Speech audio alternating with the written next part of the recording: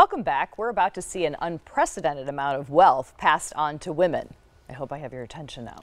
Yeah. As baby boomers get ready to pass on their money, women will inherit about 70% of all the wealth, which means it's very important to talk about it now. Yeah, but a lot of people don't, right? Kaiser is the managing director of BMO Private Bank right here in Milwaukee, and she's here to help us start these conversations. I can't believe so many people would rather talk about death than money. Isn't that crazy? They're all tough talk. Nobody really wants to face that, right? So, and there's lots of reasons why people don't want to talk about it. Yeah, I think it gets emotional, it gets personal. I think that's right. Now, let's talk a little bit about the money that's out there. 22 trillion. That's a lot of money. That's a lot of shoes, we might like to think. A lot of shoes. It's a lot of money to pass on to another generation. So it's really important. It is. It's a lot of money. You know, the current climate that we're seeing with regard to the transfer of wealth is unprecedented. So that's why it's important, particularly our baby boomers.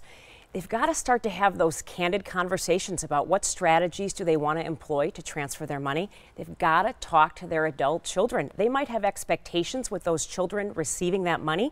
They've got to start talking about that. So, and one of the most important reasons why to talk about it is because it often doesn't go well, right? Like the science shows us that it does not go well. Absolutely. We often talk about a kind of an old pair of, if you will, shirt sleeves to shirt sleeves in 3 generations. And that talks about the transfer of wealth.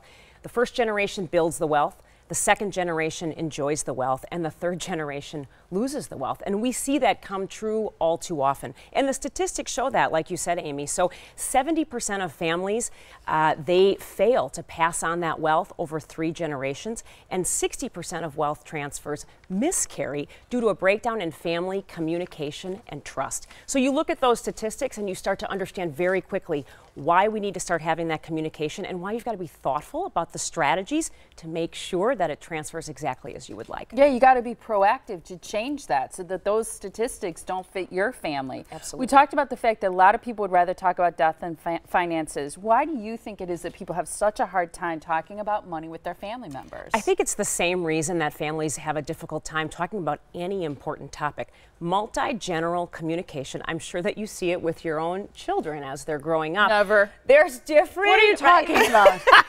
Different generational influencers and mindsets that exist. And actually we live in a society, right, where it's a bit taboo to talk about money. So you combine those 2 things together, becomes very difficult. At BMO, we run a Women in Wealth series every year. We've talked about this before. And those are some of the reasons why we've identified this topic of intergenerational wealth transfer as a topic to talk about with our clients and with our friends of BMO. So how are specifically the generations different in terms of how they view money, their conceptual view? A couple generalities, right? So the traditional generation born before 1946, we know they're savers. We know they're very frugal. Baby boomers came next. They are regarded as spenders. Generation X, I fall into that category. The latchkey kids, the exposed to media 24/7. Generally, they're the do-it-yourselfers with your finance, and they're very comfortable paying for things with credit. And our millennials, we talk a lot about our millennials, right? They're heavily influenced by social media.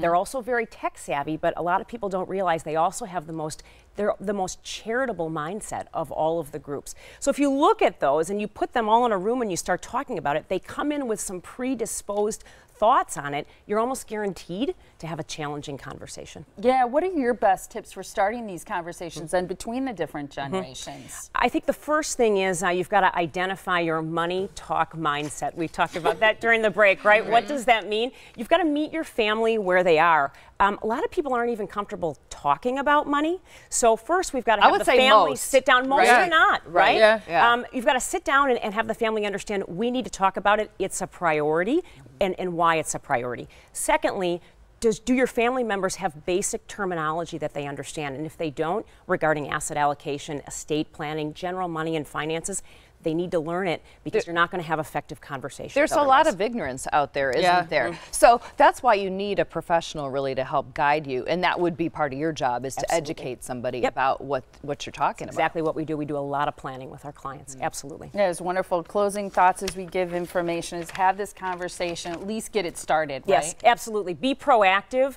Start the conversation now. Don't be a statistic where you wait for a tragedy to start talking about it. Secondly, I would say no, it's a journey. It's It's not a one-time conversation. And contact BMO. We're here to help. We're very committed to the Milwaukee community. I love it, Kara. Great information. Really important to start these conversations. And if you want help, want to review it, ask questions, no question is dumb. I think that's one thing that's great is go ahead and ask, because sometimes those answers are going to change those statistics, which are important. BMOwealthmanagement.com is the website to visit, or give them a call and set up an appointment.